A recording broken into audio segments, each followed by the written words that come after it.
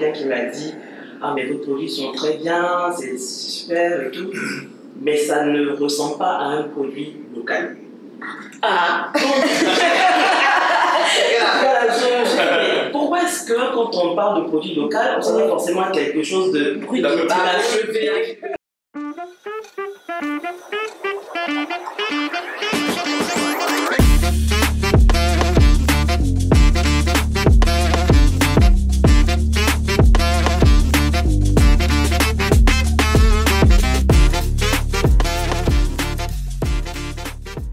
Hello, hello et bienvenue sur Doc Movie, le partenaire branding des entrepreneurs Afrofood. Chez Doc Movie, nous travaillons à rendre et à donner à l'Afrofood la place qu'elle mérite. Et aujourd'hui, j'ai avec moi 4 invités exceptionnels qui, au jour le jour, travaillent à changer le narratif et travaillent à faire de l'Afrofood Made in Côte d'Ivoire une valeur sûre. Donc, merci, mesdames et messieurs, pour votre temps malgré vos emplois du temps très chargés. Et moi, je vais sans tarder commencer à présenter chacune de vous. Et ensuite, au fur et à mesure, on pourra mieux vous connaître vos initiatives. C'est bon? On y va? On y va. Super. Donc, je commence par Yasmine Fofana. J'aime l'appeler la multipotentielle parce qu'elle a quand même pas mal de casquettes. Elle est la première blogueuse culinaire de la Côte d'Ivoire, créatrice de contenu.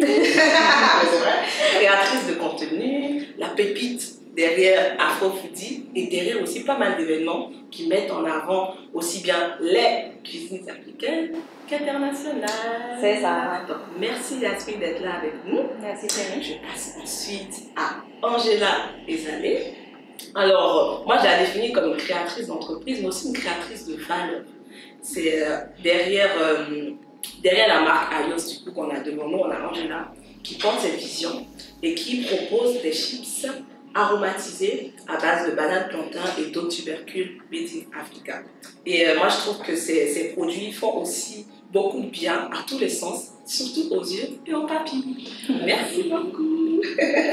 Alors, on a apparemment la plus timide du lot, mais je ne pense pas parce qu'elle est visionnaire, ambitieuse. Sa vision aujourd'hui, c'est en même temps de préserver, mais aussi de valoriser un produit très intéressant, made in Côte d'Ivoire. Il s'agit de l'alcool de sel de palmier, c'est ça? Pour les Béninois, on parle souvent de soda, mais en tout cas, c'est quelque part par là. Et cette marque, elle est incroyable parce qu'elle allie authenticité, goût, et on sent vraiment l'Afrique dans tout ce qu'elle fait et de l'excellence aussi. Bravo. And the last but not the least, on a avec nous Charlie Kofi, chef et fondateur de la Villa Ashira, qui n'est pas seulement un restaurant, mais pour moi un lieu où on se sent valorisé, où on sent que l'Afrique est valorisée, que ce soit à travers la restauration, à travers différents éléments. On a l'impression que tout est fait, en fait, pour justement donner à l'Afrique et les cuisines africaines la place qu'on veut. Merci chef de nous recevoir, parce qu'actuellement nous sommes dans un des endroits, on va dire, privatifs de la villa. Merci de nous recevoir. Donc, voilà, donc comme je vous ai dit, c'est vraiment des invités exceptionnels. Et ma première question pour vous, c'est quel a été le déclic quand vous êtes lancé dans vos différents domaines et quand est-ce que vous vous êtes dit, je vais lancer cette initiative et je vais vraiment créer de l'impact à ce niveau? Qui veut commencer? Chef Kofi.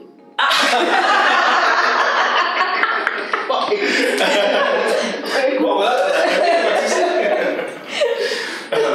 Non, moi j'ai cuisiné depuis, j'ai quasiment le souvenir aussi loin que je puisse remonter, toujours travailler en cuisine. D'abord comme job étudiant et puis après, vraiment comme travail définitif. Après, l'élément de virage, c'est que ça a été, je pense, parce que j'ai travaillé en France, à Bordeaux, pendant pas mal d'années. Et puis après, je suis parti enseigner l'art culinaire dans les îles. Et je pense que mon virage s'est opéré à ce moment-là, parce que j'ai vraiment été connecté avec la terre de mes ancêtres. Parce qu'ayant grandi et vécu en France, c'est pas forcément évident d'être en lien avec tous les produits locaux, enfin 10 locaux aujourd'hui. Et puis à La Réunion, voilà, tu redécouvres l'igname, la patate, nos épices, bon, tu dis waouh, c'est trop bien, c'est génial, j'adore ça. Et Et là, le déclic s'est opéré dans le sens de j'ai vraiment envie de promouvoir ça, j'ai vraiment envie de jouer avec. Et puis ça tombait que la place de cette gastronomie africaine n'était pas aussi présente dans les hautes sphères de la gastronomie mondiale. Et donc je me dis, bon, modestement, il y a peut-être quelque chose à faire et j'ai envie de contribuer à ça. Super. C'est comme ça que le déclic s'est opéré, que je suis arrivé à Abidjan. Super, maintenant on en saura un peu plus tout à l'heure. D'accord. Moi, on va dire que tout part de mes origines. Donc, je suis originaire du sud de la Côte d'Ivoire. Et l'alcool, l'apéro, c'est quelque chose qui existe de façon traditionnelle depuis toujours. Et on a baigné un peu dans cet environnement-là. Les adultes avaient leur petit apéro traditionnel avant les repas et tout. Et une fois adulte, j'en ramène, j'en prends chez ma mère et tout, j'en ramène chez moi. Et quand on reçoit des visiteurs, on leur propose ça, on leur propose également d'autres choses importées, mais auxquelles ils sont déjà habitués, auxquelles ils sont déjà beaucoup trop coutumiers. Du coup, ça fait comme une nouveauté. Et les gens sont surpris à chaque fois d'avoir quelque chose qu'on ne connaît pas, mais qui est très bon, qui est presque aussi bon que ce qui est valorisé, mais qui est importé. Et on se dit, c'est peut-être, il y a peut-être quelque chose à faire là. Il y a peut-être un travail de valorisation à faire sur ce qu'on a en propre de chez nous, mais qui manque tout simplement de promotion, qui manque peut-être d'esthétisme. Et c'est comme ça en fait que j'ai décidé d'en faire une marque. En fait. Voilà. Alors, super, donc une marque à donner héritage avec 225. Je l'ai fait 225. Héritage de Côte d'Ivoire.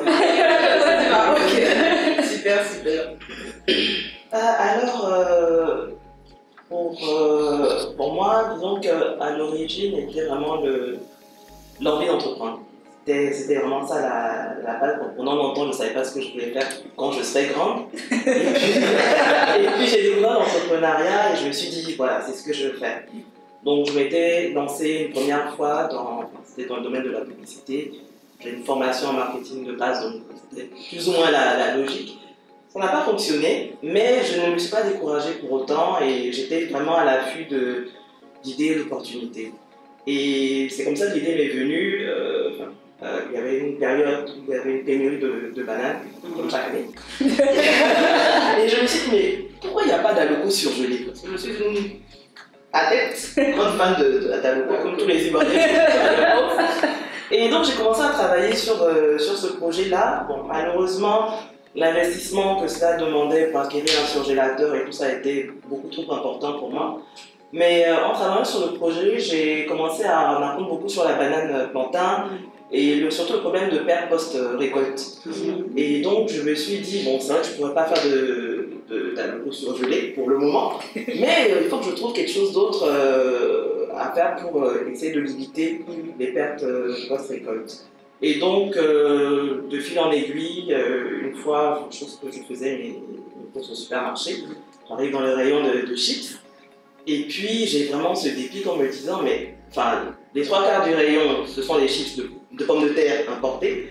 On a juste un petit espace pour les chips locales. Et il y a quelque chose à faire. C'est vrai qu'en termes de packaging, même en termes de gustativement également, il y a quelque chose à faire. Et donc c'est comme ça que je me suis lancée avec Alios. Donc on a commencé par les chips de banane plantain et puis de fil en aiguille, on a élargi à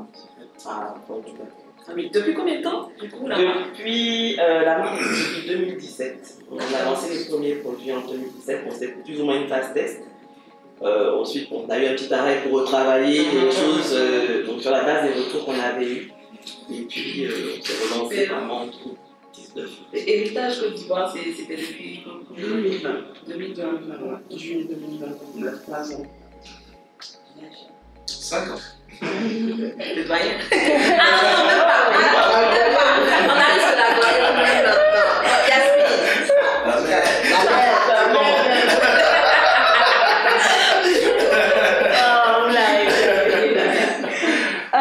11 ans. Répondre à la question. Mais respect. 11 ans que je mange professionnellement. Et je mange bien. Non, mais plus sérieusement, c'est parti. Donc, le premier blog culinaire de Côte d'Ivoire, qui s'appelait le Journal du Foodie à l'époque, a été lancé tout simplement en partant d'un constat, d'un problème personnel et en cherchant une solution à un problème personnel. Donc de chercher où aller manger avec le chéri les samedis soirs, tout simplement. Et c'est parti comme ça. Je venais de terminer mes études aux États-Unis, où on est, bien sûr, ils sont beaucoup plus avancés sur Zagat, TripAdvisor, revues en ligne, blog et tout ça. Et j'arrive où je ne trouve rien. À l'époque, les plateformes, les réseaux sociaux tels qu'on les connaît aujourd'hui, elles étaient encore toutes bébés, Facebook, Instagram et tout ça. Ensuite, en termes de print, localement, on avait un seul média, ça s'appelait Abidjan Planète. Voilà, il y avait à la fin une section resto par zone, mais voilà, 2-3 trucs à chaque fois. Donc voilà, tu ne savais pas où aller manger. Il fallait toujours appeler quelqu'un pour dire mais je suis au plateau, je vais où? Voilà, beaucoup de bouche à oreille. Et puis je me suis dit, mais il n'y a pas de plateforme créée par les Ivoiriens pour des Ivoiriens qui vont ici ou dans la diaspora. Et voilà. Il faut vous aider. 11 ans plus tard, donc voilà. Super, franchement, des initiatives, on va dire, hyper qualitatives. Et aujourd'hui, moi, je considère, en tout cas chez l'opinion, on considère que l'afro-food, ce n'est pas seulement le thé de gauche, mais aussi toutes personnes qui vont aujourd'hui travailler et valoriser tout ce qui se passe au niveau de la chaîne. La question va être un peu généraliste, mais d'après vous, comment ça se porte aujourd'hui l'afro-food made in Côte d'Ivoire? Franchement, de façon générale, que ce soit par rapport à vos industries ou comment vous voyez les choses avancer, quel mot vous utiliserez pour qualifier aujourd'hui tout cet écosystème-là ivoirien? Prometteur. En croissance. Ouais, c'est ça. Dynamique. Il y a beaucoup d'intérêt. Il y a beaucoup d'intérêt et les gens demandent à voir en fait ce qu'on a à leur proposer. Ce qui peut être fait. Et je pense que la Côte d'Ivoire n'est pas à l'écart de tout ce mouvement panafricain et de fierté, je veux dire, les afro-descendants sont de plus en plus fiers de leurs racines, de leurs produits. Donc ils ont envie, ils sont sensibles à ça. Lorsque tu expliques à une personne que ce produit-là est fait en Côte d'Ivoire et qu'il a un positionnement excellent, parce que c'est aussi ça, la bataille aujourd'hui, c'est pas de faire du local, mais c'est de faire du local à la fois en termes de du local hyper qualitatif. Voilà. Et sur ce segment-là, les gens répondent favorablement. Je pense que c'est une vraie demande. Justement, tu as parlé de consommation locale.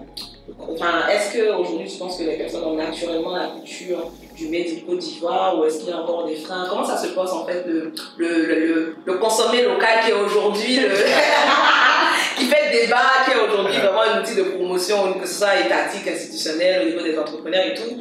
Enfin, est-ce que vous pensez que vous êtes quand même bien loti déjà au niveau de cette déconstruction ou est-ce qu'il y a à faire où le chemin parcouru n'est pas déjà mal? Oui. Ouais, c'est vrai qu'on t'a dit prometteur en croissance, tout ça, parce qu'on voit le potentiel et on fait partie justement de cet écosystème-là, mais le chemin est encore.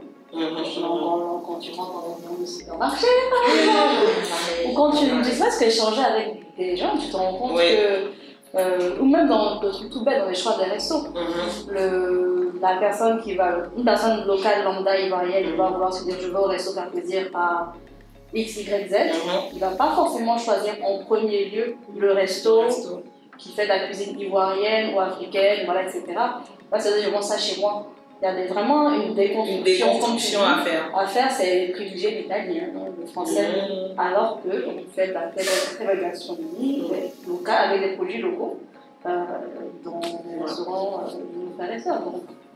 Le chemin, il y a du boulot. Après, je veux dire aussi que le chemin est long, c'est vrai, mais c'est pas que la faute du système, c'est aussi, en tant qu'acteur, on a ce devoir-là de se renouveler. C'est-à-dire que si tu fais la cuisine ivoirienne et que tu fais le food, c'est très bien, il en faut des restaurants qui vont faire de la cuisine traditionnelle. Mais pouvoir justement diversifier l'offre, pour que l'Ivoirien aille vers la consommation des produits locaux, mais pas forcément toujours sur le même marché, si tu veux. C'est à nous, acteurs, de proposer des choses un peu variées, un peu différentes. Ok, tu aimes, je sais pas moi, la sauce graine, pas tout si très bien. On peut être 10 restaurants à proposer comme élément de base la même graine, mais travailler de 10 façons différentes. Et donc il y a cet aspect-là aussi, innovation qui parfois manque au niveau des acteurs, pour dire que ce n'est pas toujours la faute forcément de l'écosystème, mais que nous aussi on a une part de responsabilité, je pense, dans le développement de ça. Je permets de... Ah, excuse-moi. Non, je voulais juste dire qu'il faut également que... moi, je donne un exemple. Hein. J'ai participé à un concours et donc, parmi les membres du jury, il y a quelqu'un qui m'a dit « Ah, mais vos produits sont très bien, c'est super et tout, mais ça ne ressemble pas à un produit local. » Ah. Mais pourquoi est-ce que quand on parle de produit local, on s'attend forcément à quelque chose de achevé, une étiquette, un papier. Donc il y a aussi cette déconstruction, je pense, qu'il y a à faire dans la tête des gens, pour de se dire que en fait, africain, made in Africa, made in Côte d'Ivoire, ça peut être de qualité, voilà. Oui, c'est savoir ce que tu as répondu.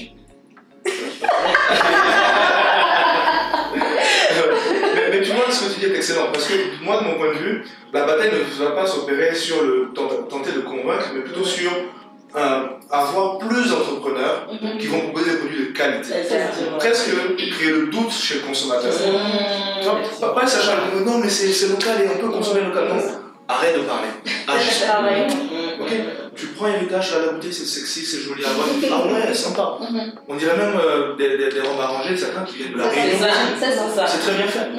Et là, tu as presque un doute. Et même quand tu dis que c'est local, il ne faut pas avancer le local d'abord. Il faut avancer le qualitatif d'abord et ensuite insérer le local. Je ne sais pas si tu vois le schéma, je pense que c'est là où je dirais qu'on a, nous, en tant qu'acteurs, un vrai effort à faire pour se positionner sur de l'ultra qualitatif. Et puis maintenant, les gens viendront naturellement vers le local. Mais si on veut parler, dire venez consommer local, c'est pas évident de faire. D'accord. Les gens étaient habitués pendant longtemps aux marques importées. Tout ce qui est entrepreneuriat local, la valorisation de produits locaux, c'est assez récent. Donc, en fait, je pense qu'il ne faut pas être trop dur avec les gens aussi. Il faut justement, comme le chef le disait, leur montrer ce qu'on peut faire, ce qu'on sait faire. Et puis, le travail va parler pour nous. Au-delà de tout ça, il y a aussi la volonté. Parce que c'est vrai qu'on peut avoir, je pense, 2 produits très qualitatifs, ivoiriens et importés. Mais si toi-même, de base, tu n'as pas vraiment cette volonté de vouloir accompagner l'entrepreneur local ou le made in Côte d'Ivoire ou le made in tu peux peut-être tuer à un produit, mais il va dire non, moi je peux en produire de temps. C'est vrai, je suis d'accord. La volonté là. Pour la petite histoire, il y a quelques jours, là, j'étais à un événement sur lequel on nous a demandé de venir servir des boissons en cocktail d'ouverture et tout ça. Donc on est arrivé, je me disais, ah ouais, bien, il n'y aura que héritage. Ça a commencé, il n'y avait que héritage, les gens, là, ils prenaient. On a déposé champagne, on a déposé. Les gens glissent. Mais là, on ne s'est pas découragé. On disait aux gens, venez, heureusement, le monsieur, en fait, je ne veux pas le citer, mais qui nous avait invités, il a été super. Il n'a bu que ça pendant l'événement. Et donc, c'était lui l'hôte. Le fait que ses invités boivent avec lui faisait que les gens venaient d'eux-mêmes. Et des gens qui étaient réticents au début, qui avaient commencé par du champagne et tout ça, finalement, ont déposé leur coupe et à notre table. Donc, comme tu dis, effectivement, il y a des personnes qui ne sont pas venues. C'est pas grave. C'est intéressant ce que vous dites, parce que souvent, le premier argument, et j'aime bien ce que Chef a dit, c'est que le premier argument, on met que c'est du made in temps. Et du coup, maintenant, il faudrait peut-être mettre plutôt la qualité, d'autres arguments devant, en fait, pour que ça ne soit pas le made in local qui attire. Aussi, impulser un impact où plus il y a d'acteurs finalement qui ont les mêmes codes, plus ça va inonder le marché et mieux, en fait, finalement, les gens seront obligés de commencer cette déconstruction. Donc, à part ça, vous, dans vos différents secteurs, franchement, de façon générale, quelle solution ou quelle piste vous pensez qu'il faut impulser à un certain moment pour justement soigner ces freins? Parce que pour moi, le travail de déconstruction, c'est beaucoup d'éducation. Beaucoup d'éducation, beaucoup de vulgarisation, de pas mal de choses, et à l'échelle de chaque personne, ok, chacun fait ce qu'il peut et tout, mais pour vous, quel type de collaboration, vous voyez, ou qu'est-ce qui va venir vraiment casser le plafond de verre auquel va se confronter finalement l'héros de l'afro-food, en fait, finalement, dans ce qu'il est en train de faire. Parce que moi, je dis héros, enfin, en tout cas, chez Dokouni, on dit héros et héroïne, parce que ça demande vraiment pour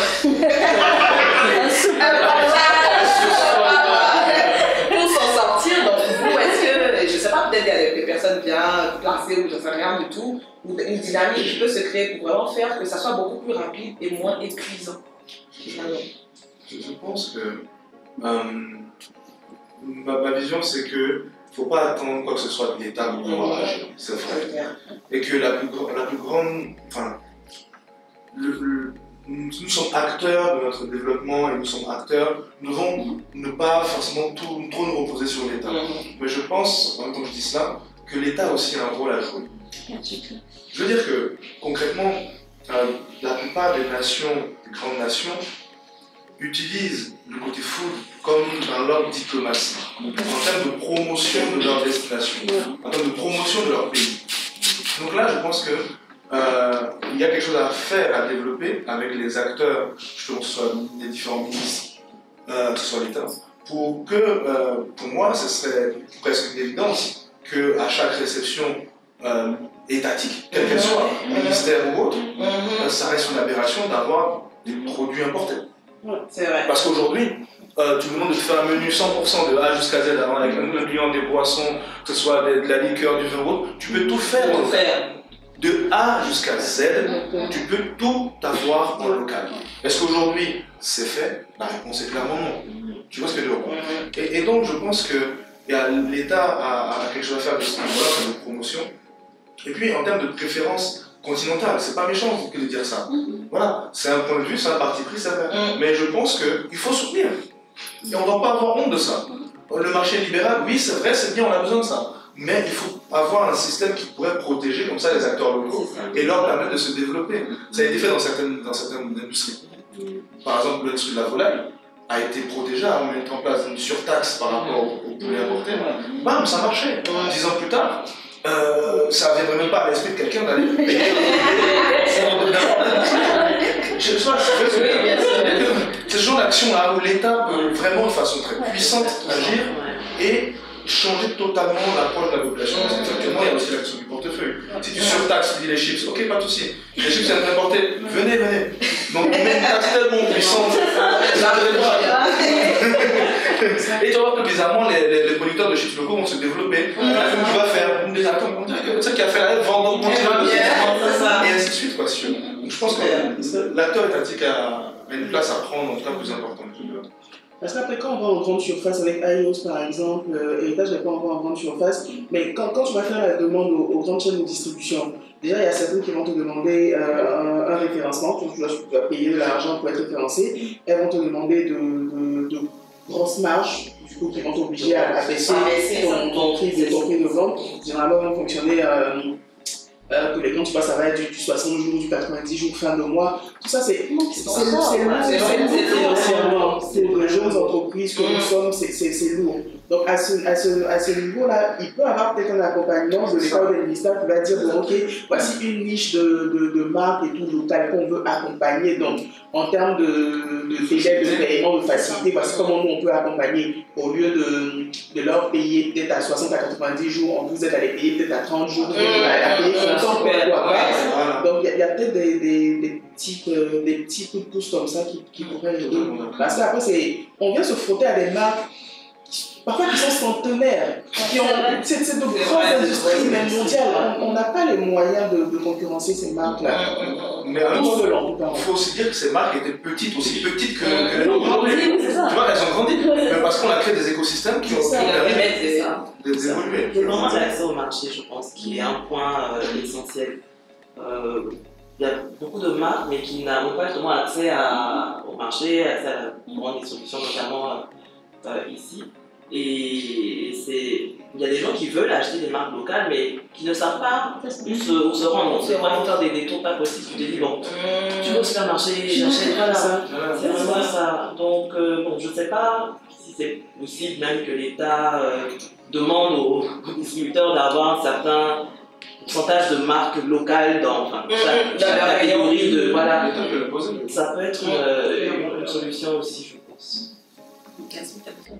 Non, moi, mon niveau, de l'influence, de la création de contenu, de médias. C'est ça. Enfin, franchement, autant je n'ai pas les mêmes problématiques que les autres, parce que moi, je suis là pour raconter leurs histoires et amplifier. Pour donner de la force. Mais c'est vraiment ça, de faire ce que tu peux. C'est déjà toi-même de par tes choix, de ce que tu consommes, mais aussi de ce que tu essaies de partager à ta communauté. Moi, ça me fait super plaisir à chaque fois que je voyage. Elle le sait, je vais toujours rien à l'aéroport. Ah, c'est encore là, ok. C'est une fierté pour moi, tu vois, d'avoir une marque locale dans des aéroports, d'en partager, de voir des gens qui viennent en Côte d'Ivoire et qui me disent parce que tu as fait un post, j'ai acheté un produit. Moi, je dis toujours, c'est ce que j'ai tout gagné. Donc, c'est vrai qu'il y a des forces beaucoup plus grandes. Et donc, oui, l'État, etc., tout ce qui est accès au marché, financement, packaging, bref. On peut parler de ça pendant des heures, mais c'est à mon niveau, c'est vraiment de partager, de me servir de ce que j'ai pour faire ce que je veux faire. Et pour toi, aujourd'hui, est-ce qu'il y a une impulsion particulière ou comme ils ont dit, chacun a donné ses pistes et tout, est-ce que là tu penses qu'il y a une impulsion particulière ou quelque chose qui pourrait faire que justement ton travail soit plus facile déjà à faire, allégé et pourra toucher beaucoup plus peut-être de personnes et tout Non, enfin après, encore une fois, je reviens sur le terme de volonté. Oui. Tant que toi-même tu ne cherches pas, tu ne sais pas. Tu ne sais pas. Donc j'essaie vraiment de faire ce travail-là. On parlait en offre de l'épicerie, de concept store. Donc, moi, ça m'aide de voir justement des lieux où il y a plusieurs marques qui sont rassemblées. Pas seulement parce que je connais Angela ou Carole, mais parce que je sais que je peux aller découvrir d'autres produits. Tu vois, que ce soit des confitures, vraiment de tout. Donc ça aide d'avoir des initiatives comme ça qui rassemblent. Donc oui, de plus en plus d'opportunités pour qu'elles puissent être visibles. Parce que c'est ça. Je veux dire, tu vas passer tout ton temps à faire des produits sexy comme ça, mais si on ne peut pas le voir, on ne sait pas où les distribuer, il n'y a pas seulement cet accès au marché, mais comment est-ce que nous on peut ensuite faire ton travail de storytelling? Tu ne peux pas. Donc c'est ça. Donc c'est vraiment d'avoir cette volonté d'aller chercher, mais aussi quand c'est facilité par justement des événements. Il y a de plus en plus d'événements aujourd'hui qui rassemblent. On a beaucoup de market ici et là, vraiment différentes fêtes, et vraiment d'avoir aussi des stores qui aident l'entrepreneur à être plus visible, à être plus facilement. Moi j'ai une question, ne connaissant pas forcément l'écosystème entrepreneurial en Côte d'Ivoire. Est-ce qu'il y a déjà aujourd'hui une association de marques, des portes, parce qu'il faut aussi que la voix soit unifiée en griffe. Totalement d'accord. Voilà, est-ce qu'aujourd'hui il y a des associations qui se créent entre les différentes marques, entre les différents acteurs, pour ensemble justement réunir les problématiques. Par exemple en France on a peut-être l'union des épiciers, différents parcours de métiers. Est-ce qu'aujourd'hui il y a une voix ou une association ou cette pensée aussi de plutôt penser cohésion à ce moment, on vient, on met nos problèmes ensemble et est-ce qu'il y en a? Je pense qu'il y a des organisations par filière. Tu vas avoir une filière cajou par exemple, où tu as les producteurs de cajou sont organisés en coopérative, ils vont eux-mêmes torréfier leurs noix et tout ça, sortir des marques et tout. Je connais quelqu'un qui fait ça, qui crée tout ce qui est noix de cajou. Il y aura peut-être cette filière banane, mais ça va être plus au niveau. C'est beaucoup plus au niveau des productions en fait, je pense que c'est organisé comme ça. Mais après, au niveau de la consommation, non, je ne comprends pas. C'est pas encore. Voilà. C'est ça aussi un frein qui est également un frein, je pense, parce que bon, chacun est dans son coin avec ses problèmes qui sont finalement ceux de tout le monde. Voilà, on n'a pas cette. Vous vous retrouvez, non, je pose une question, c'est compliqué. Non, mais vous vous retrouvez souvent dans des concours, dans des formations. Il y a de plus en plus de programmes qui vous accompagnent. Oui, c'est ça. Donc, quand je jette une bouteille, si vous voulez initier quelque chose comme ça, parce que je pense que On s'en parle d'eux, et puis après ça. C'est ça, après. Mais j'en ai parlé déjà avec d'autres entrepreneurs et tout. Mais bon, ça reste à l'étape de. On en parle. on en parle. Après, chacun retrouve son. Ok. Après, c'est pas toujours évident parce que lorsqu'on est chacun embarqué dans une réalité, un rush, je sais pas forcément qu'il n'y a pas d'envie de faire Ça, c'est la honte, mais parfois le temps peut manquer lorsqu'on est face à tellement de défis, de challenges que c'est pas toujours. On le voit aussi avec les chefs, non? Oui, on le voit aussi avec le chef parce que c'est vrai qu'on a du mal à se voir régulièrement et à parler d'une même voix. Parce qu'il y a cette réalité de tu cours, pour courir. Là, donc c'est pas toujours évident. Ok, super. Tu dois y aller, c'est ça? Ok. Moi, je pense que la question globale qui restait, c'est aujourd'hui, il y a de plus en plus de personnes de la diaspora, je ne vais pas quand même parler de plus en plus de personnes de la diaspora qui cherchent à revenir investir en Afrique, au pays. Et beaucoup, la Côte d'Ivoire, on a vraiment les yeux rivés sur vous, on va dire ça comme ça, et surtout dans le domaine de la food, de l'afro-food de façon générale. Aujourd'hui, pour vous, quels sont, on va dire, les secteurs que vous pensez ne sont pas, où il n'y a pas encore assez de professionnalisation, ou qu'il n'y a pas encore assez de personnes au niveau de ces secteurs-là, au niveau de la chaîne, qui permettraient peut-être de rendre le travail de tout un chacun beaucoup plus facile.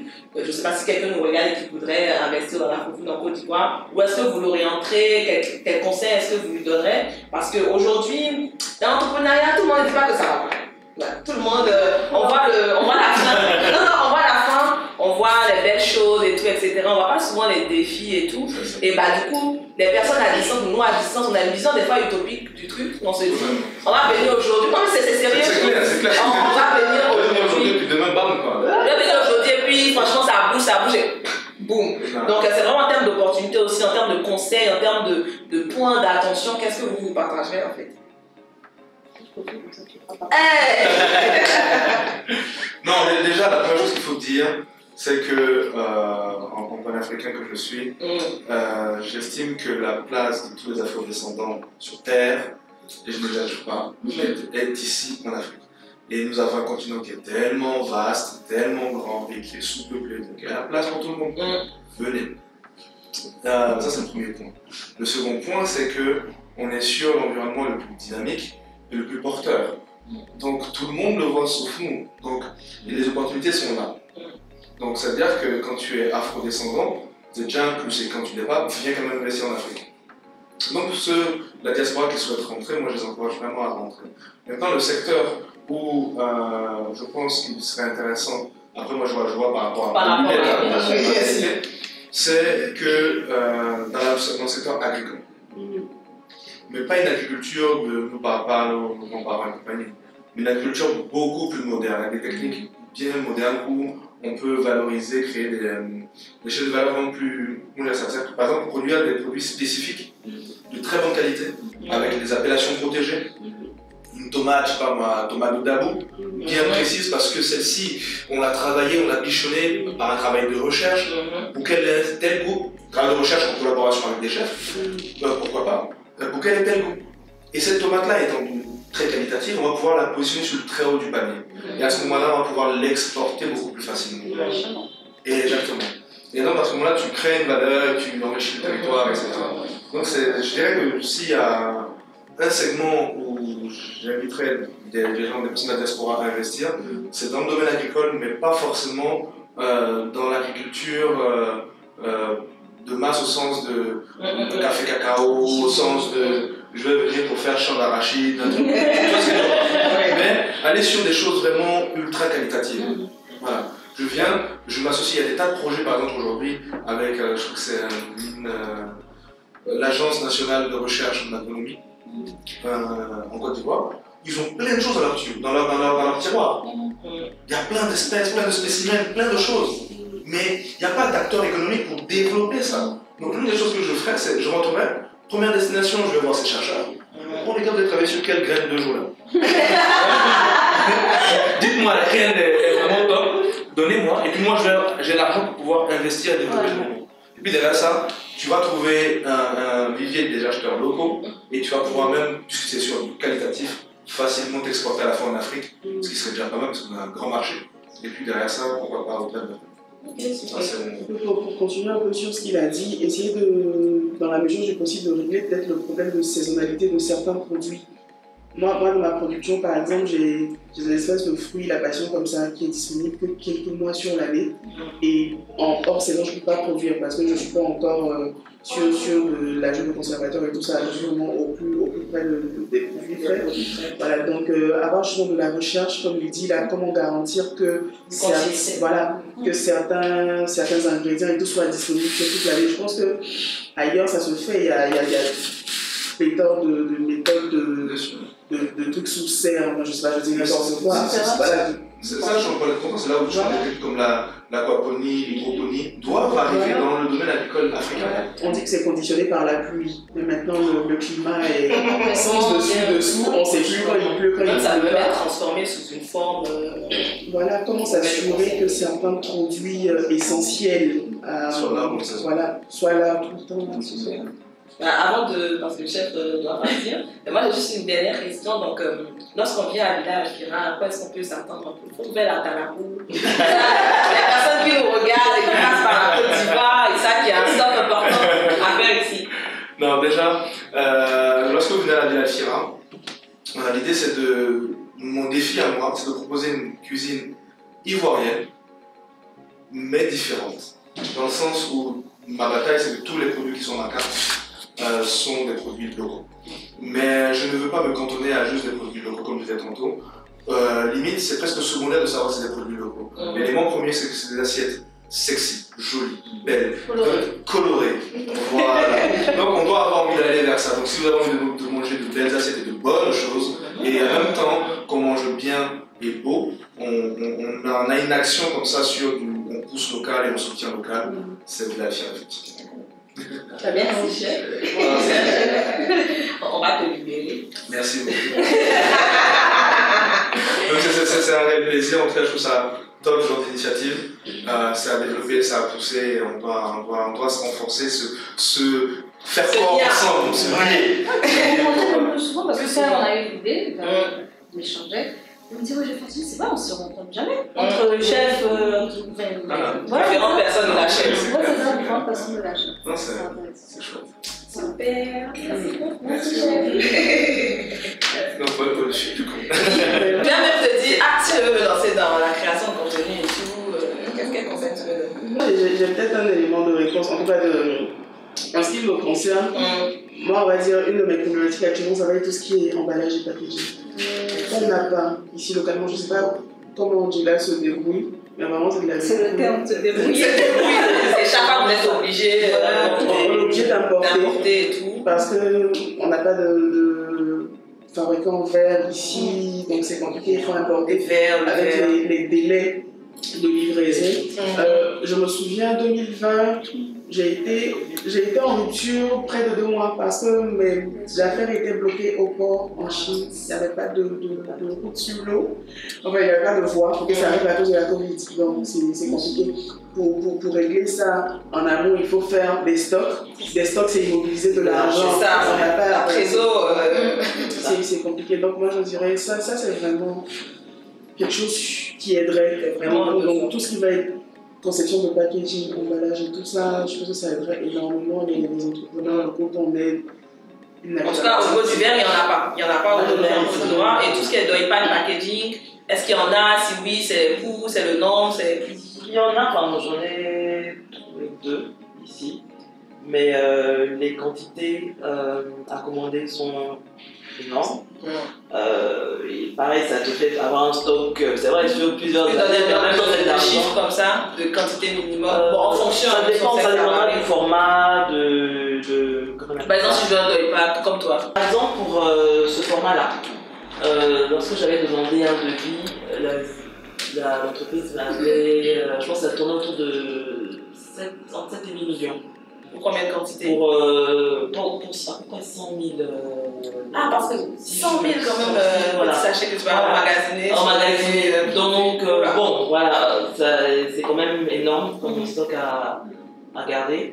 Et bah, donc, du coup, on est obligé de s'approvisionner ailleurs, en Chine notamment. Il y a un peu plus de flexibilité en termes de quantité, mais c'est vrai qu'après, on a tous les risques de perte, comment tes choses vont Et du coup, est-ce que ces entreprises, elles assurent tout ce qui est réglementation sanitaire, elles fournissent les différents éléments qu'il faut? La question, parce que juste... Non, pour les exportations, parce que je sais que par exemple, nous, puisque chez DocNu, on fait la conception et tout, on a après des partenaires et tout. Je sais qu'à un moment, on demande des certificats pour assurer que le produit peut rentrer en contact avec la nourriture et ça vient, des fois ça peut être un frein pour l'exportation et d'autres choses et tout. Donc, est-ce que ces entreprises-là, en plus du prix, au moins garantissent ces prérequis ou comment est-ce que ça se passe à ce niveau? Celle à l'étranger, bien ici. Bah, ici, ce que vous avez ici. Bon, je suppose. Ah, surtout que vous commandez à l'étranger, donc normalement c'est. Oui, voilà, il y a les certificats qui sont tout ça. Bon, après, c'est la matière première, c'est un assemblage de matériaux, d'aluminium, différents types de plastique et tout ça. Et justement, pour vous deux qui êtes dans la transformation agroalimentaire, est-ce que déjà, vous avez. Je pense que Ayos s'exporte déjà, vous avez cette envie. Et qu'est-ce qui représente aujourd'hui des freins de produits made in Côte d'Ivoire à l'exportation? Et tout ce qui encadre en matière de réglementation, en matière de flexibilité, en matière de douane, en matière de tout ce que tu veux, l'environnement en fait vous permet de vous exporter. Parce que moi je parle avec pas mal d'entrepreneurs déjà made in Africa qui déjà pensent que pour pouvoir bien en grip, réussir et faire grandir l'entreprise, il faille s'exporter. Je veux bien vos avis dessus. Et du coup, comment ça se porte, vous, au niveau de l'exportation, les défis? Est-ce qu'il y a des contraintes? Est-ce que vous ne pensez pas? Si je peux répondre, on est. Bon, après, Carole, tu confirmeras ou pas. Mais quand on est sur des produits premium, Yes. Malheureusement, enfin, et ça c'est mon expérience, mais le marché local ne te permettra pas de. Voilà. Il faut, en tout cas au niveau d'après, je ne sais pas, dans d'autres. En tout cas, toi, dans ton secteur, c'est un produit qu'on peut retrouver aussi dans le segment de masse, donc c'est pas pareil que les étages. Il faut s'exporter. C'est vraiment la conclusion à laquelle je suis arrivé. Le marché local est petit. Surtout quand tu es sur une niche, c'est encore plus petit, donc il faut s'exporter. Et du coup, est-ce que l'exercice est assez, on va dire, facile pour toi? Est-ce qu'il y a des freins à l'exportation? Est-ce que tu aimerais encore plus exporter? Bien sûr.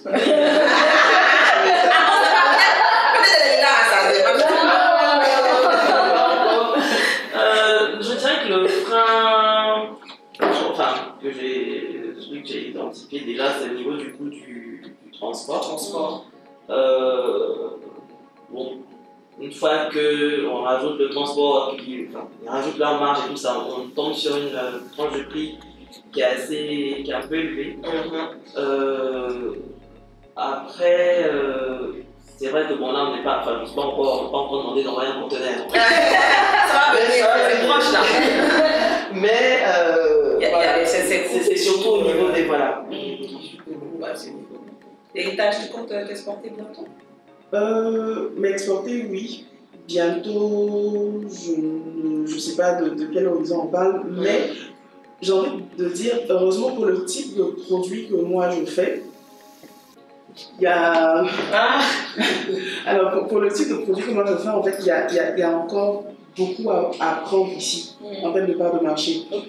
L'alcool, d'après les études que j'ai pu lire, là, c'est un peu plus de 4 milliards de chiffre d'affaires annuel.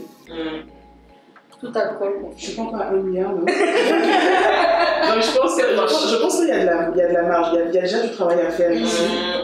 Et je veux dire, comme je disais tout à l'heure, là, traditionnellement, je dis les marques, les plus grandes marques d'alcool et tout, c'est des marques qui ont de l'histoire, qui se sont appuyées généralement sur un héritage voilà, traditionnel et tout, qu'elles ont promu par la suite. Donc moi, je pense que c'est cet ancrage-là que je dois avoir d'abord.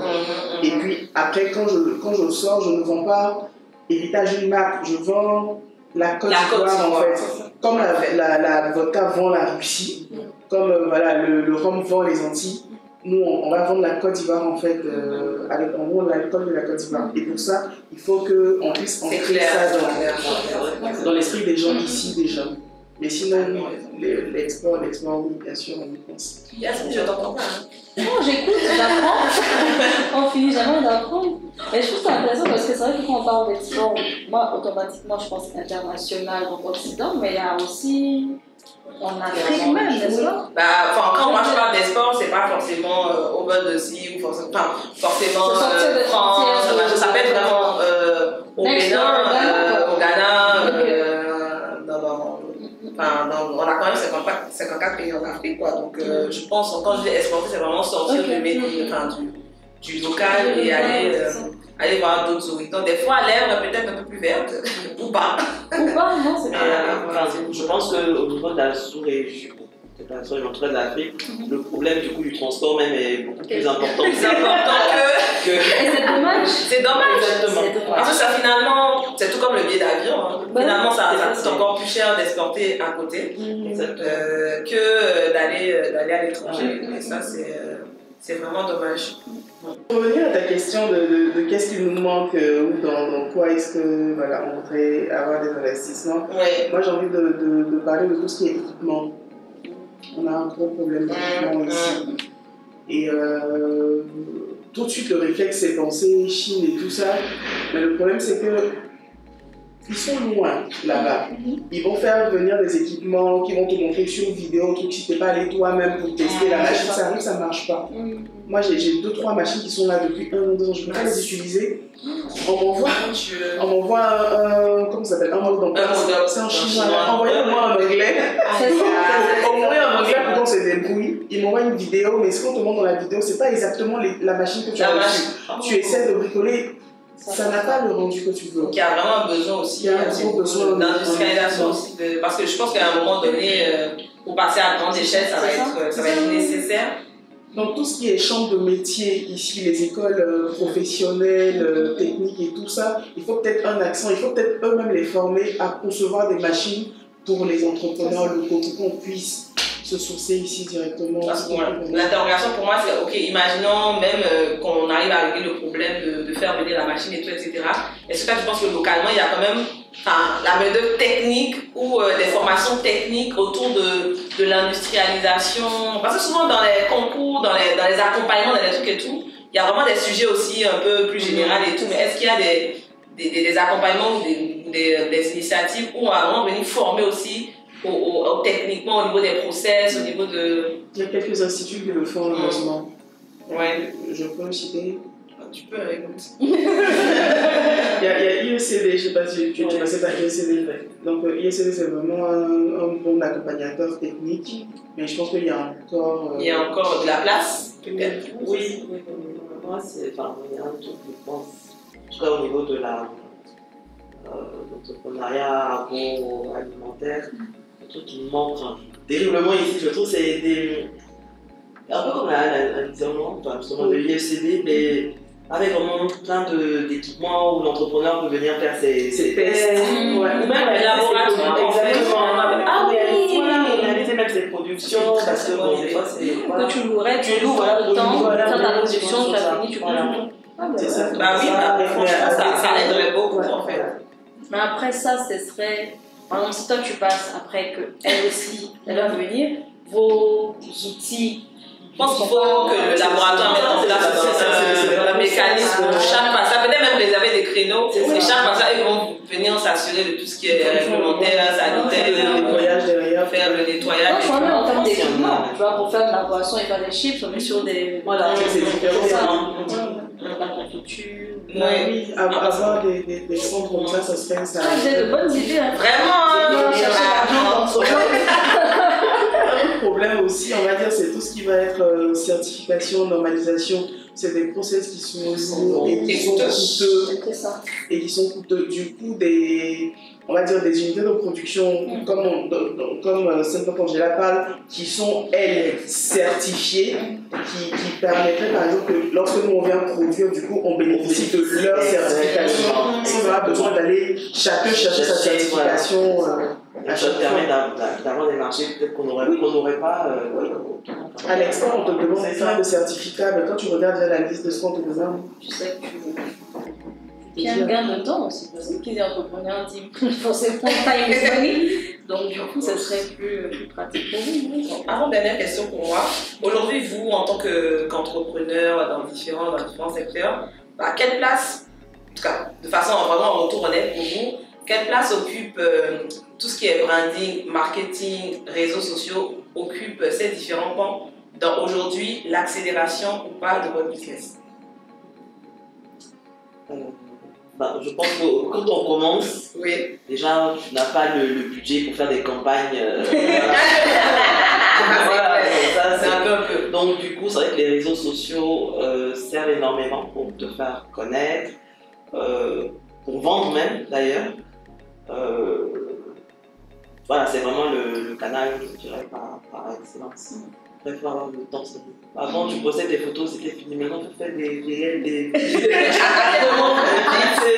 quel moment vous vous dites, je fais appel peut-être à quelqu'un comme Yasmine, ou à quel moment vous vous dites, est-ce que c'est un réflexe, on va dire ça, de se dire, c'est un métier à part, c'est une profession à part, ça s'apprend de le faire. À quel moment, est-ce que c'est commun de penser déjà comme ça? Et à quel moment vous vous dites, en fait, c'est quelque chose qui est important pour que moi je puisse vendre plus, et du coup, je vais faire appel à un professionnel dans ce sens. Parce que, en tout cas, du point de la diaspora, c'est quand c'est gâté qu'on vient faire branding. Malheureusement, c'est quand on sent que ça frotte, qu'il y a de plus en plus de concurrents, qu'on a des problèmes de positionnement et tout, qu'on se dit, ok, je vais venir faire une stratégie et tout, alors que normalement, c'est en amont, mais bon, ça, c'est pas grave, chacun sa croix. Donc, ça, c'est ce moment, mais voilà. Non, je pense qu'au début, quand tu te lances, vraiment, tu es focus sur ton produit. Tu es focus sur ton produit, sur vraiment arriver à sortir un produit de qualité, sur ton process. Moi, vraiment, j'avoue qu'au début, là, c'était maîtriser. Il faut que le produit soit bon, attention, arriver à sortir quelque chose. On ne pense pas nécessairement. Parce que pour pouvoir faire le marketing, il faut que tu aies quelque chose déjà à marketer. donc mais après, plus de là, par exemple, c'est clair que une fois que tout ça est calé, il faut maintenant que tu passes à tout relier, marketing, commercial et tout ça.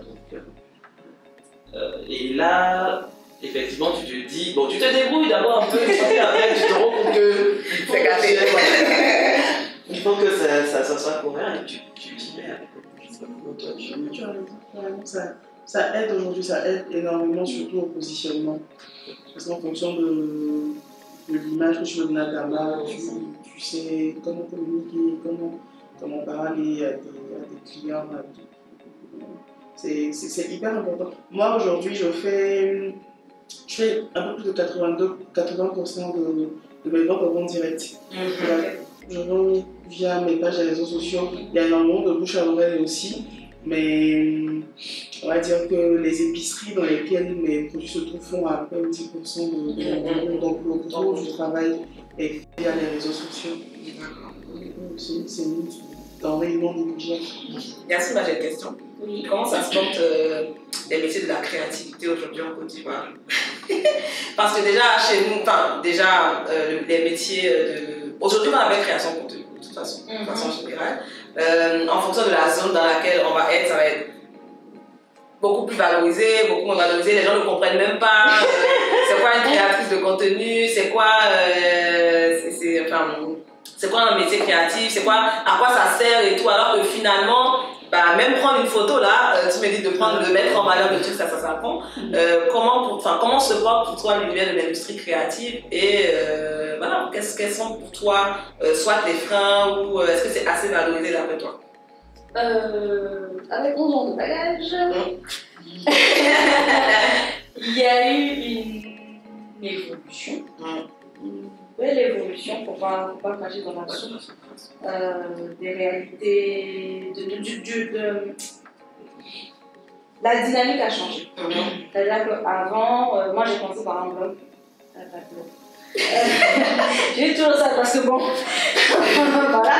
Donc vraiment, l'action était sur le blog et les réseaux venaient en complément pour vous parler justement d'un article que tu avais fait, etc. Aujourd'hui, c'est l'inverse. Le blog, les gens ont la flemme de lire, on est sur du quick, on est sur des TikTok et des réels de moins de 7 secondes, donc l'algorithme, des trucs, voilà, etc. Donc la dynamique a changé. En termes de... Enfin, mais je m'en plains pas, ça rend les choses intéressantes. C'est-à-dire que ça apporte un nouveau challenge à chaque fois, en tout cas pour ma part, qui est le challenge. C'est-à-dire que comme on dit, à chaque fois que tu te réveilles, il y a un nouveau dossier. Tu te réveilles, il y a une nouvelle plateforme. Tu n'as pas fini de maîtriser le nouvel algorithme de 2023 d'Instagram, que Thread arrive. Pareil pour TikTok, pareil pour Twitter, X, on ne sait pas, bref. Donc voilà, c'est intéressant. Maintenant, c'est comment est-ce que toi tu t'appropries ces outils-là pour faire grandir. Mais ça fait que vous aussi, vous devez vous former constamment et être. Complètement de renouveler, tu ne peux pas t'asseoir sur tes acquis. En termes de valorisation du métier, parce que disons ce que c'est un métier, c'est un peu compliqué. Les gens, alors au-delà même des personnes lambda qui ne comprennent pas ça, encore on peut l'expliquer, mais j'ai encore beaucoup d'agences, il y a de plus en plus d'agences digitales, créatives, de PR, tout ce que tu veux qui se crée. Les social media managers, bref, les personnes qui te contactent, qui sont censées, eux, avoir toute cette éducation, ne le connaissent pas. On te contacte à coup de DM et non par coup de brief, par mail. Donc ça resterait... oui, bonjour, on veut que vous veniez demain à l'événement. Non, j'ai pas que ça à faire. C'est quoi l'objectif? C'est quoi l'objectif à court et long terme? Tu veux quoi? Parce que tu vas me prendre, te dire, j'ai engagé une influenceuse, demain j'ai pas eu de résultats. Est-ce que tu m'as donné des objectifs? Des objectifs. C'est quoi? Et s'ils sont tenables aussi. C'est ça, s'ils sont tenables, parce que les gens ont tendance à penser que oui, parce que tu as 100 000 followers, on va te prendre, je vais faire la photo des chiffres comme ça. Et puis, elle va avoir tant de pourcents de vente. Absolument pas. Si Instagram a décidé qu'on ne voit pas ma photo, on n'en verra pas. Si, voilà, donc il y a tellement de facteurs à prendre en compte, mais cette éducation, on ne l'a pas. Après, encore une fois, ça ne sert à rien de critiquer pour critiquer. Il n'y a pas d'école pour. Il n'y a pas d'école pour. Donc, tout à l'heure, parler d'investissement. Voilà. On peut venir créer des écoles de commerce. Tous les jours, j'ai des demandes. Donc aujourd'hui, il n'y a pas. Même moi, la dernière fois, je t'ai demandé est-ce que quelqu'un peut m'aider au niveau de. C'est ça. Il y a un besoin criard de formation. Et ça, c'est dans tout. On parlait d'équipement, on parlait de labo, mais même si on prend en chaîne qui est parti, mais lui et moi, on en parle très souvent de formation du personnel des restaurants. C'est un autre débat pour un autre jour, mais il y a un besoin criard de formation. Et pareil, quand on parle de création de contenu, autant nous-mêmes, les créateurs, on doit continuer perpétuellement d'apprendre des nouvelles techniques. Des nouvelles techniques, faire des nouvelles vidéos, des nouveaux trucs. Tu vas zoomer, dézoomer, etc. Mais pareil, autant pour les agents, c'est cet écosystème-là qui nous permet de grandir. Eux aussi doivent avoir les bons outils pour savoir ce qu'ils recherchent, savoir comment parler au créateur, comment le respecter, comment on a du boulot. Donc il y a de la place, il y a du boulot, il y a la place pour tout le monde. C'est la beauté de, en tout cas, comme je dis, j'ai vraiment cette grâce d'avoir eu 11 ans et d'avoir vu comment les choses ont évolué. Il y a un peu plus de respect même. Au départ, c'était tu n'as rien à faire de ta vie. On t'appelle la veille pour l'autre. Non, en fait, tu t'ennuies, c'est un hobby. Tu vois? C'est pas un vrai métier pour eux qui va générer du revenu, qui va être rentable, qui va. Une profession. Non, c'est pas une profession. Et même jusqu'à présent, après, j'ai des questions, elles sont pas malveillantes. Mais attends, tu fais quoi? Tu fais quoi? Tu vois, et ça me dérange pas parce que je sais que ça vient d'une bonne intention. Mais c'est vraiment, c'est toi qui fais les photos là. Tu sais, dans les restaurants, ça a cette tendance à toujours vouloir, pas rabaisser, mais on ne comprend pas. Et ça s'explique. Franchement, ça s'explique. Super, super. Donc, Écoute, merci à toutes. Je vais dire à tous ou à tous, monsieur? À toutes et à tout le monde. Merci à tous pour cette interview et du coup, un mot de fin pour représenter, je sais pas, vos aspirations pour l'Afro-Food du Côte d'Ivoire. Qu'est-ce que vous pouvez nous partager, un petit mot de fin avant de se laisser? moi, je suis contente. Non, je suis contente de voir parce que tu vois, on parlait tout à l'heure de packaging, on parlait d'un problématique et je souriais parce que j'ai vu les débuts des deux marques. Tu vois la progression. J'ai vu la progression, je me souviens, je peux leur dire. Et c'est vrai que c'était mauvais, mais on parlait de, tu vois, problématique, j'adorais tes bouteilles avec le truc. Pareil, quand elle parle de la Chine a bloqué son truc, je me suis dit, j'adorais ces bouteilles. Mais toi, tu es de l'autre côté, tu ne sais pas si la personne traverse que ces bouteilles arrivent. Donc, tu vois, tu vois les évolutions, tu vois le chemin, tu vois la confidence, n'est-ce pas, que l'entrepreneur a, parce qu'effectivement, on se concentre sur le produit, mais derrière, il y a tout le marketing, il y a la mise en avant, il y a le storytelling, comment on maîtriser, comment pitcher, etc. Et je pense que je suis contente de voir que de un, il y a des programmes qui les accompagnent, de deux, elles-mêmes se sentent plus en confiance, et aussi parce que cet écosystème dont on parlait tout à l'heure, va aussi les accompagner parce qu'on a la volonté de les accompagner et de les soutenir. Donc je suis contente, je pense que c'est vraiment prometteur. Et au-delà même de la transformation, pareil avec les métiers de bouche, pareil dans mon secteur avec la créativité, il y a de belles choses qui se font. Et même dans le branding, il y a de la place. Hein. Oui, en termes de stratégie. Non, parce que chaque fois, enfin, nous, on n'est pas, en tout cas, si je prends l'échelle de. Il faut parler de l'écosystème qu'on connaît. Si je prends l'échelle, par exemple, de la France, je sais qu'on n'a même pas 1% pour parler de concurrence, en fait. Et du coup, quand tu te retrouves seul sur ton secteur, tu parles trop, en fait. Demain, il y a 10 personnes demain ou 10 initiatives qui parlent de branding. Moi, ça me soulage même. Et du coup, je ne suis pas obligée de dire, il faut une stratégie de marque, il faut vraiment savoir où est-ce qu'on va et tout. Donc, plus on est nombreux, plus on rit, c'est ça le truc. Plus on est fou, plus on est fou, mais en tout cas, c'est ça. Donc voilà, je pense qu'il reste. Ouais, c'est ça. Moi, ce que je voudrais dire aussi, peut-être pour terminer, c'est que, enfin, ce que j'ai pu même remarquer, c'est que finalement, on a peut-être inconsciemment ou consciemment, on est en train, enfin, on fait tous on contribue tous à la même chose, c'est-à-dire vraiment à repositionner l'Afrique dans le monde, changer de changer les narratifs autour de l'Afrique, à écrire une nouvelle histoire, histoire grand H même, histoire petit H les deux pour l'Afrique. Et chacun avec son don, son talent, ses centres d'intérêt, et je trouve que c'est génial. J'espère que ça va créer plus de cohésion, voilà, plus de valeur au niveau de la Chine. Tout dit. Pour finir, je pense que on a pu voir qu'il y a vraiment beaucoup de belles choses, beaucoup de belles initiatives, beaucoup de belles marques qui viennent et qui montent. Et que, il faut peut-être que les consommateurs, on va dire, soient un peu plus ouverts d'esprit qu'ils ne le sont déjà, à se laisser tenter par ce qu'on fait. Si tu as tenté que c'est pas bon, ok, mais il ne faut vraiment pas regarder du coin de l'œil comme ça tout ce qui se fait de Made in Côte d'Ivoire. Eux aussi, ils ont vraiment un rôle à jouer dans l'écosystème. Voilà. Parce que comme Yacine a dit, on a beau travailler. Voilà. Si au final le consommateur ne veut pas changer, c'est clair. À la base, c'est des. Je dis, on n'invente rien, on ne crée rien. On aime les chips, tout le monde aime les chips. Les consommateurs d'alcool, vous consommez l'alcool, mais testez en fait ce fait de local et vous verrez que peut-être que ça vous donne quelque chose que vous avez dit. Merci Yacine. Merci Fémi. Merci Nagela. Merci Fémi. Merci Carole. Merci à Chef Kofi comme n'oublie pas. Merci pour tous ces échanges hyper instructifs. Je pense que des personnes ont eu pas mal d'insights de tout ce qu'on s'est dit. On a un peu fait un focus sur l'Afro-Food made in Côte d'Ivoire, mais je pense quand même qu'il y a des similitudes avec d'autres écosystèmes. Dites-moi en commentaire si c'est pareil ou presque pareil au Gabon, au Sénégal, au Bénin et j'en passe. Dites-moi en commentaire.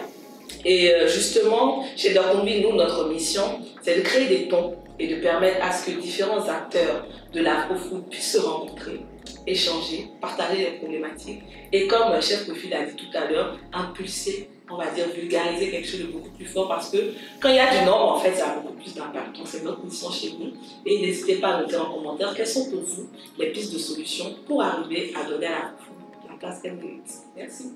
À Dorcombi!